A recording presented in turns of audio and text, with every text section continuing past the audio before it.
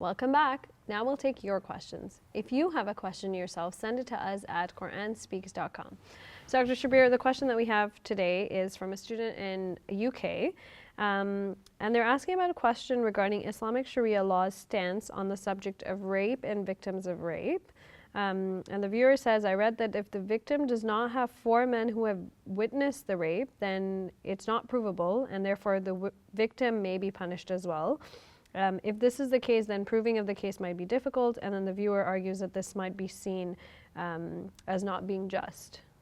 Yeah. So, in view of limited time, let me start with the solution and then describe where the problem has been. The solution to this is to treat rape as falling under hiraba, which is generally crimes against people similar to highway robbery. And other crimes involving attack on persons, brigandry, burglary, and so on. Well, if it's treated under that category, then it's just a simple attack of one person against another. We do not need the 4 witnesses that normally are needed in the case of trying to prove adultery.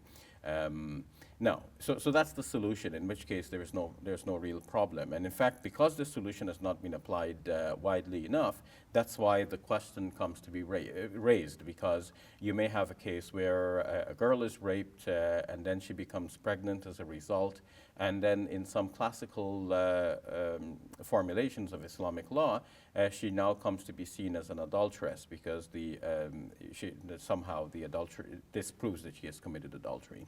And that's because the problem is that they have treated rape under the broad umbrella of adultery cases. So now in adultery cases, you want to prove adultery to apply the classical Islamic law against adulterers, then you have to prove your case by citing 4 witnesses.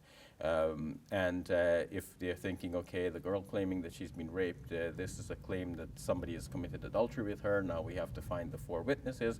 Obviously, you won't find the 4 witnesses, especially if the rapist is clever enough to hide his actions from the public. And what will happen then is that the girl might be accused of slander. She is slandering somebody else. She doesn't, and then the classical Islamic law about that means that she will be punished for her slander.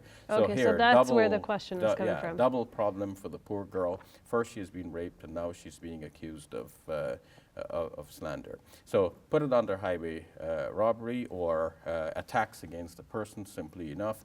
Then what we have here is a simple case of one person attacking another one. The attacker needs to be dealt with. The other person is the victim, and we need to respect the rights of the victim and bring her justice.